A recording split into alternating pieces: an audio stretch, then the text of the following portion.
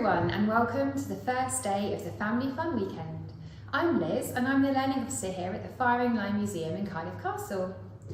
We've got some videos for you and the first one is made out of Lego and will show you more about our museum. Hello and welcome to the Firing Line. Hi, have you been here before? Basically what we are is a regimental museum. Two regiments, first the Queen's Union Guards Cavalry, Royal Welsh Infantry. When you're ready, follow the feet. They will take you around in date order. Any questions, just ask. You can take photos but no flash, please. Here we have a representation of life in the trenches. They may look real, but don't worry, they're only models. If you like to dress up, you can see what you look like as a soldier. We have uniforms of all shapes and sizes dating back hundreds of years.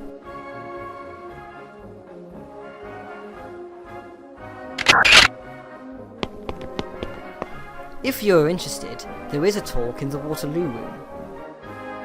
Welcome to the Waterloo Room. We're all dressed in uniform. I'm dressed as a soldier from the Crimean War. I am dressed as a Tommy from the First World War. And I'm dressed as a French soldier from the First World War. And here we have the Lee Enfield. This rifle was used in the First World War. And this is the type of sword they would have used. Before you leave, please feel free to leave us a comment on our comments board.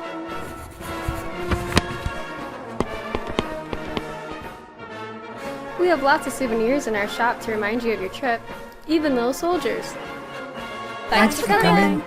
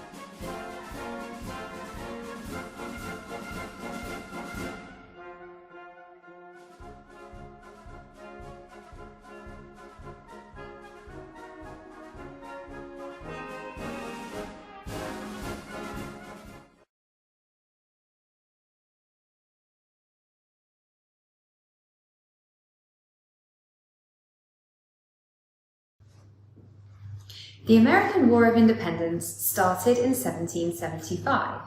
That's almost 250 years ago. One of our regiments, the 23rd Foot, fought in the war. Their most famous battle was near Boston and called the Battle of Bunker Hill. During the battle, a wild goat wandered onto the battlefield. The 23rd Foot won the Battle of Bunker Hill and the goat led them off the battlefield. Since then, the regiment has had a goat as their mascot. The 23rd Foot became part of the Royal Welsh. Now, almost 250 years later, the Royal Welsh still uses a goat as their mascot. The current goat is called Billy Windsor, and just like a soldier, he has a rank. Billy's current rank is Lance Corporal, and he lives on the barracks where he's looked after by the Goat Major. The goats came marching one by one, hurrah, hurrah. The goats came marching one by one, hurrah, hurrah. The goats came marching one by one, the little ones stopped to bask in the sun, then they all came marching over the rickety bridge. The goats came marching two by two, hurrah, hurrah. The goats came marching two by two, hurrah, hurrah. The goats came marching two by two, the little ones stopped to look at the view, then they all came marching over the rickety bridge. The goats came marching three by three, hurrah, hurrah. The goats came marching three by three, hurrah, hurrah. The goats came marching three by three, the little ones stopped to sit by a tree, then they all came marching over the rickety bridge. Brilliant, thanks Sophie, that was really fun. Since it's breakfast time, we thought you'd want to know more about breakfast during the Second World War. During the Second World War, food was rationed. This is because Lots of our food came from abroad, and it was a lot more difficult to bring food into the UK via boats during the war. In some cases, the Nazis even attacked supply ships bringing food to the UK. So to make sure that we didn't run out of certain foods, the government put in place rationing. This limited the amount that each person was allowed to have, but meant a fairer distribution of all the food. Not all items were rationed, so things that were grown locally, like fruit and vegetables, weren't rationed, and people were encouraged to grow their own. But what did this mean for breakfast? Well, breakfast 80 years ago would have been something simple like porridge or toast with jam.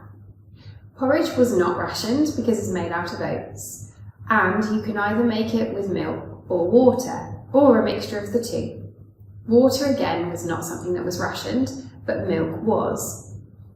And if you wanted to flavour your porridge, then using something like jam was rationed. So, if you were having toast, then you would have something like this. So this bread is made of wholemeal flour. During the war, the government said that people couldn't make bread using white flour because it wasted too much of the grain. So they invented something that they called the national flour. And you could only buy the national flour, you couldn't buy any other type. The most similar thing we have today is whole grain flour. They also said that you could only have one type of bread, which they called the national loaf. So once again, the national loaf was made out of the national flour. Bakers were regulated, and they were only allowed to make the bread once a week, and you weren't allowed to sell it on the day that it was baked. You had to sell it from the next day onwards. This is because the bread gets harder, and so you could chop the bread more thinly and therefore get more out of it per loaf. Something else that you might have on your toast is butter. This here is 2 ounces of butter, which is the amount of ration that you would have for a whole week. So, if you did want to have butter on your toast, you'd have to think about how much butter you were going to use now for your breakfast, and how much you wanted for things like cakes, or other puddings, or other food throughout the week. You would also get jam. So this is a homemade jam. During the autumn, you'd be able to get your ration as jam sugar instead of jam that had been made up. And then you'd be encouraged to go out and get your own fruits to then make into jam. This one has been made using rhubarbs and blackberries, and it's not from the Second World War, it's a lot more modern. So, what you would have for breakfast is, say, some toast with some butter and your jam. What would you have with it? Well, you would have a cup of tea. All ages drank tea in the UK at the time, and people as young as 4 said that they would have a cup of tea with their breakfast during the Second World War. Tea is very important to British culture, and the government realised this and rationed everyone to having 3 cups of tea per day. You'd be given tea leaves, which would then be put in a teapot, and then you'd pour that out into the cup and use a strainer to make sure that the leaves don't go into the cup. You'd also have some of your milk ration. Milk was rationed differently depending on who you were. So if you were someone who was unwell, or you were a pregnant woman, then you would get more milk than if you were someone who was well. Children aged 5 and under would also get more milk as part of their ration, and women who were breastfeeding would be prioritised when getting their milk at the shops. So do you think you would enjoy having a rationed breakfast? I think I would definitely like to have the toast and try some of the homemade jam, but I'm not so sure about porridge. I hope you all have a lovely breakfast today and enjoy the conference. We hope you found that really interesting. So, now it's time to do another nursery rhyme.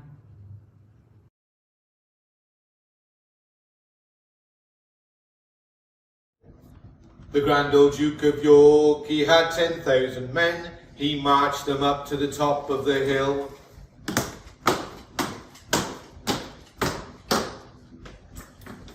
And he marched them down again.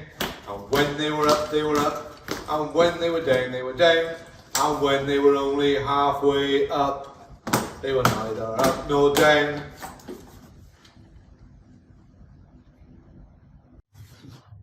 What a brilliant video!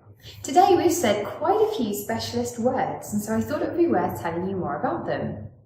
So, firstly, a soldier. A soldier is someone who's in the army. I've also talked about regiments. Regiments are a collection of soldiers. Our museum is to 2 different regiments. Therefore, we talk about the stories of lots of different soldiers over the last 300 years. One of the things that all of our soldiers will have done during their training is learning to march. So, why don't you have a go at marching yourself? First of all, you need to stand up ready, and our very own corporal will tell you how to do some marching. Right, today we got 2 new recruits, Jack and Jill, and they're going to do a bit of drill. And if you want to, you can follow with them.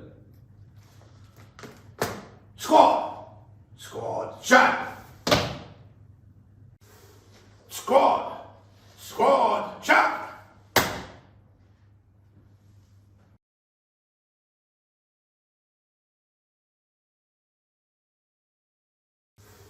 Squad! Squad! Chap! Well done. Now we're going to do the proper way to salute. And if you want to copy as well, just follow what we do. Look this way. Longest way up. Shortest way down. Longest way up. Shortest way down. Now show to me. Longest way up. Shortest way down. Longest way up. Shortest way down. Well done. Now we're going to do some turnings at the halt. Squad, left, turn. Right, turn. Right, turn. Left, turn. Well done.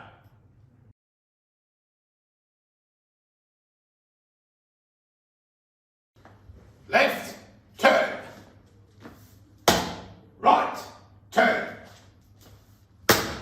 Right, turn. Left, turn. Right, well done. Now we're going to do some marching on the spot. March on the spot, bottom left, quick march. Left, right, left, right, left, right, left. Squad, halt. Well done.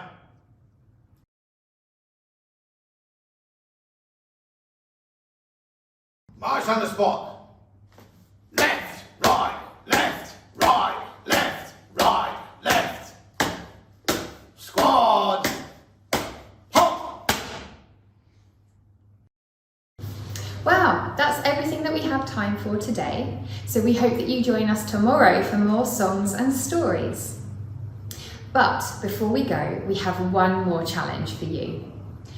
Why don't you have a chat with your grown-ups today and find out how you're connected to the Second World War? It could be that someone in your family was in the war, or it could be that your house was built just before the war or just after because of it. There are lots of ways that people can be linked to the Second World War, and it's really interesting to find out your personal way. Okay, bye! Now parents, I'm talking to you. This weekend we have lots of fun things happening in Cardiff Castle, so why don't you come and join us? To find out more information, have a look on our website, cardiffcastlemuseum.org.uk, and hopefully we'll be seeing you today.